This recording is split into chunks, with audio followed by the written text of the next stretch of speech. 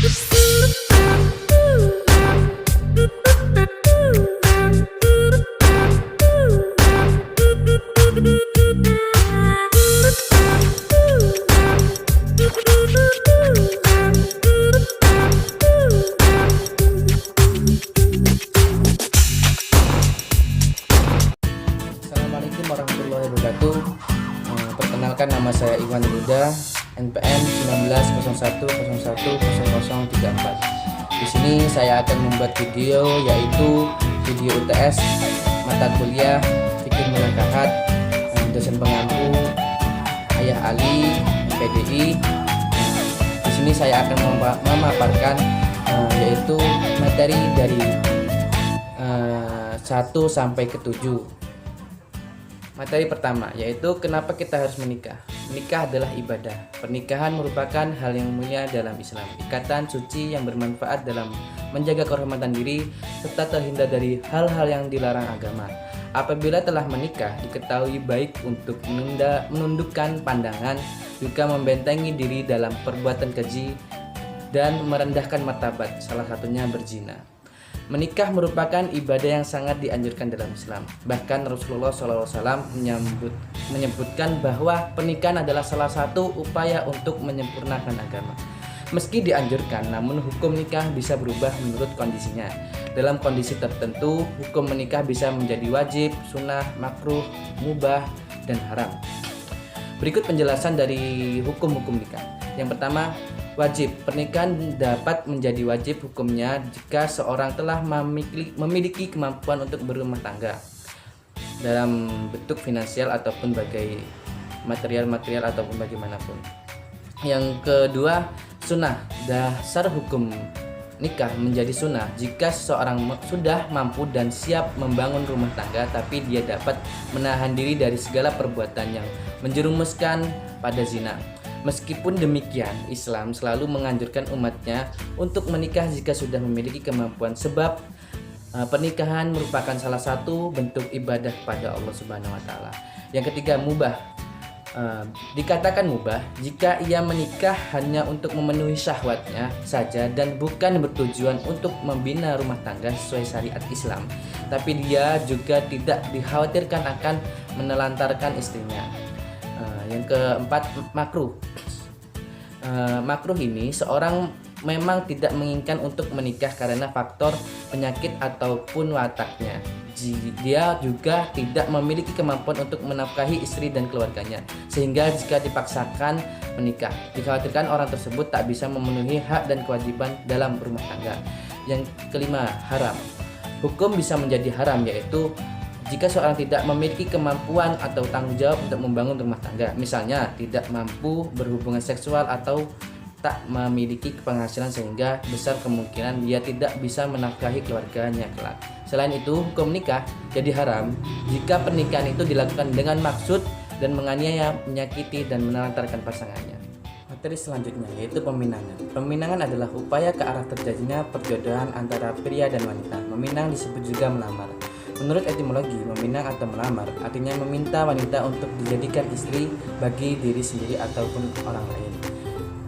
Selanjutnya, khitbah adalah prosesi lamaran di mana pihak keluarga calon mempelai laki-laki mengunjungi kediaman calon mempelai perempuan.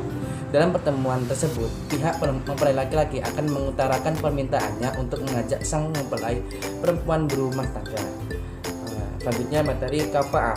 Kafa'ah dalam perkawinan menurut istilah hukum Islam yaitu keseimbangan dalam keserasian antara calon istri dan calon suami. Tingkatan sosial, moral, ekonomi sehingga masing-masing calon tidak merasa berat untuk melangsungkan perkawinan. Kafa'ah dalam perkawinan merupakan faktor yang dapat mendorong terciptanya kebahagiaan suami istri dan lebih menjamin keselamatan perempuan dari kegagalan atau kegoncangan rumah tangga.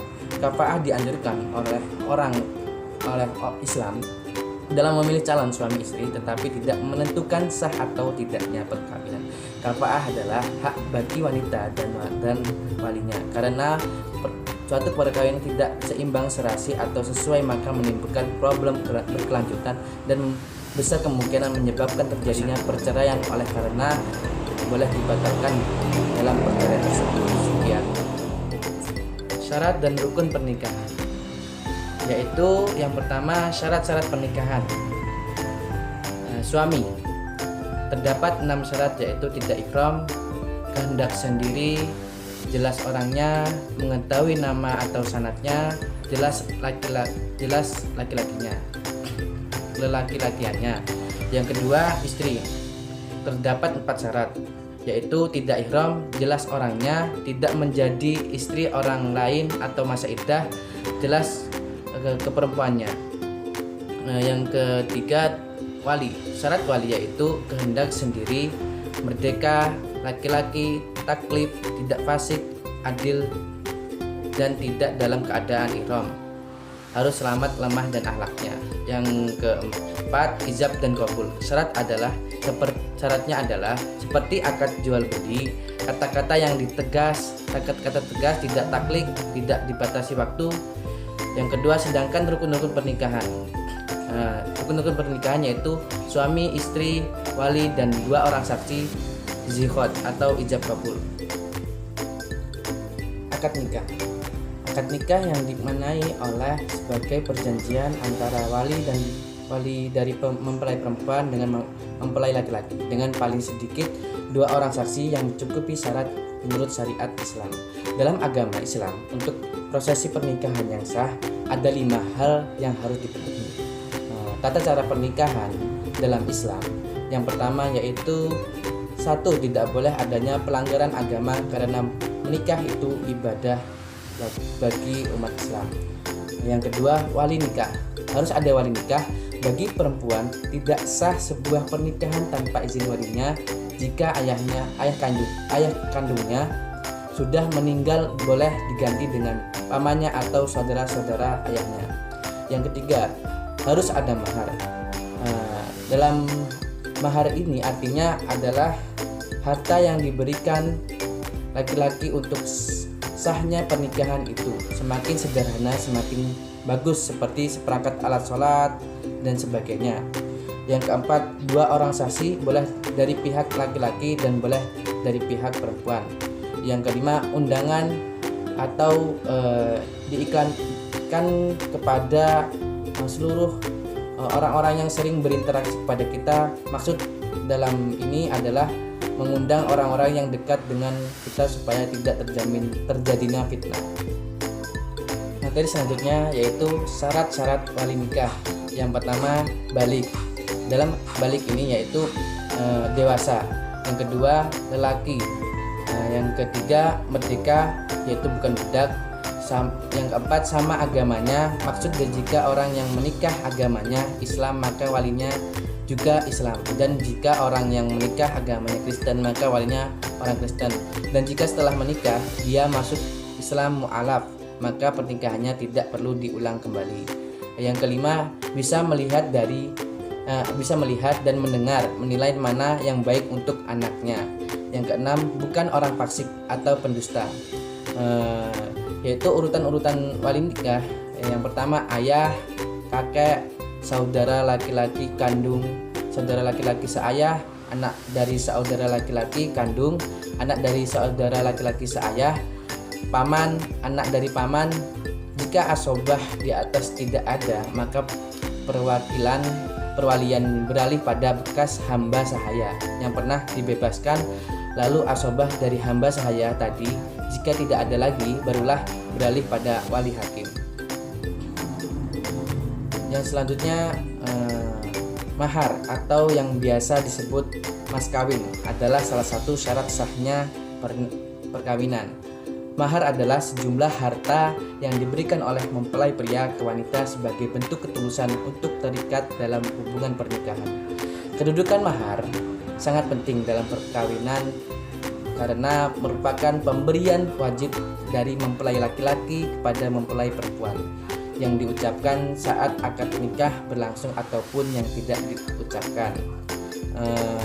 Mahar juga bisa disebut sedekah, yang artinya benar, jujur, dan tulus. Dalam sedekah ini, hukum mahar adalah wajib untuk sempurnanya pernikahan.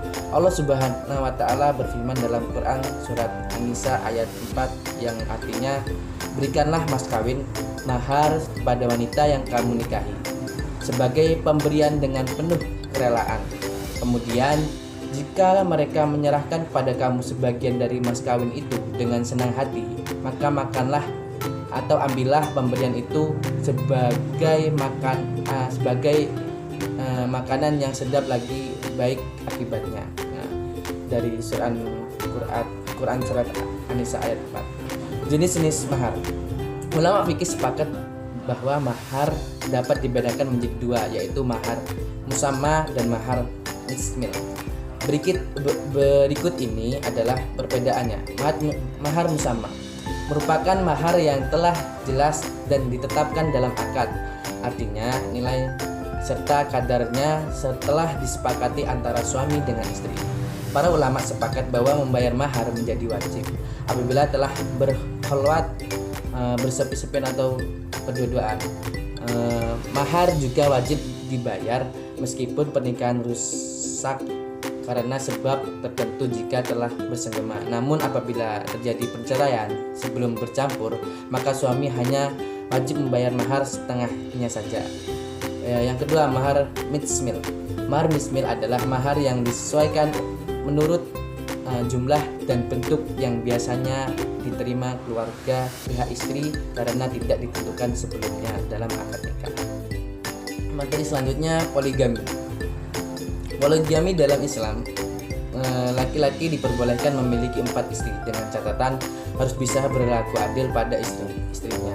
Meski diperbolehkan baik secara hukum, agama maupun hukum negara, tetapi terdapat berbagai persyaratan yang begitu ketat untuk laki-laki yang ingin berpoligami. Dalam Al-Quran surat An-Nisa ayat 129, Allah berfirman yang artinya, dan kamu tidak akan dapat berperilaku adil di antara istri-istrimu, walaupun kamu sangat ingin berbuat demikian. Karena itu janganlah kamu terlalu cenderung pada yang kamu cintai, sehingga kamu biarkan yang lain terkatung-katung. Dan jika kamu mengadakan perbaikan dan memelihara diri dari kecurangan tersebut, maka sungguh Allah Maha Pengampun lagi Maha Penyayang. Quran surat An-Nisa ayat 129. Maksud dari ayat di atas adalah adil dalam urusan hati. Maka dalam ayat tersebut disebutkan seorang laki-laki tidak bisa berperilaku adil, sedangkan dalam urusan nafkah atau urusan dohir itu harus adil. Jika urusan hati tidak bisa dipaksakan harus adil, tapi seorang suami tidak boleh menunjukkan kasih sayangnya untuk suatu istrinya saja meskipun dalam hatinya ada perbedaan kasih sayang antara istri satu dan yang lainnya. Seorang yang anti poligami termasuk orang yang melanggar syariat, dan seseorang yang bermain dalam berpoligami termasuk melanggar syariat Islam. Jadi poligami itu harus ada tujuannya. Seorang wanita tidak dibolehkan mengingkari poligami karena poligami sudah ada dalam Islam. Itulah pemaparan materi yang saya jelaskan. Apabila dari pemaparan materi tersebut apabila ada salah, mohon maaf. Dari perbuatan, perilaku, dari perkataan, saya mohon maaf. Saya akhiri, wallahul muwaffiq ila aqwamit thoriq. Wassalamualaikum warahmatullahi wabarakatuh.